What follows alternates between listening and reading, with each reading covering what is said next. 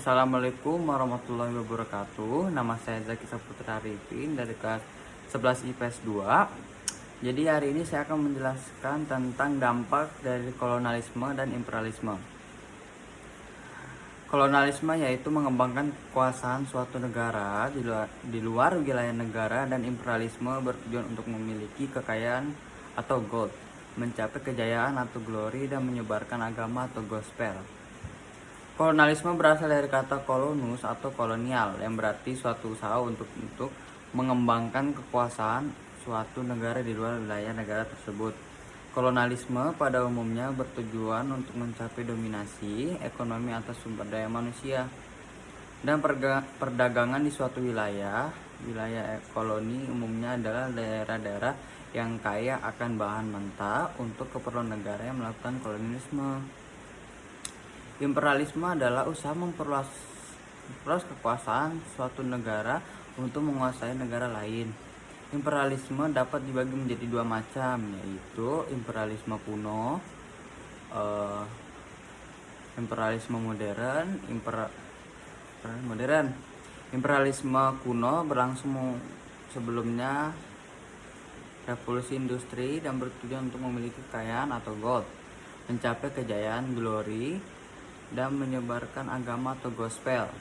Spanyol dan Portugis adalah negara yang menjalankan imperialisme kuno dengan alasan untuk menguasai impor rempah-rempah di kawasan Eropa. Bangsa Portugis mencari daerah kawasan penghasilan rempah-rempah terbaik. Rempah-rempah di kawasan Eropa merupakan kebutuhan dan juga cita rasa. Selama musim dingin di Eropa, tidak ada salah satu cara pun yang dapat dijalankan untuk mempertahankan agar semua hewan ternak dapat tetap hidup.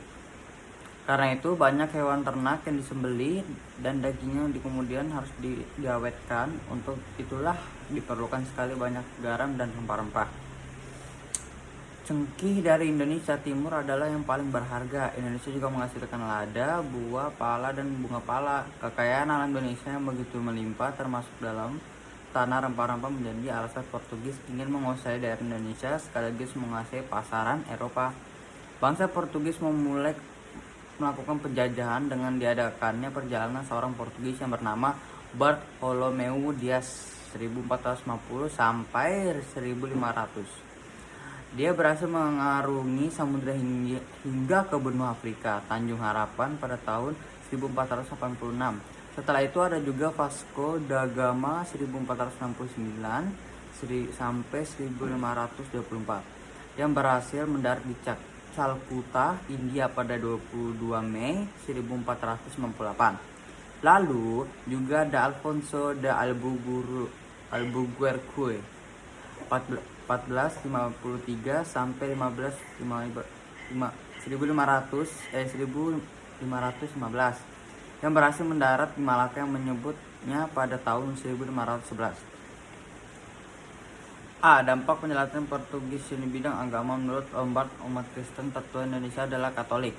Penyebaran agama ini dimulai jauh sebelum kedatangan Portugis, yaitu sejak abad ke-14.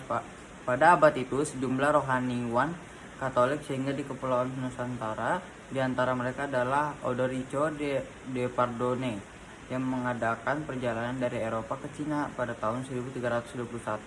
Ia singgah di Istana Majapahit dan menderlamuri di Aceh seorang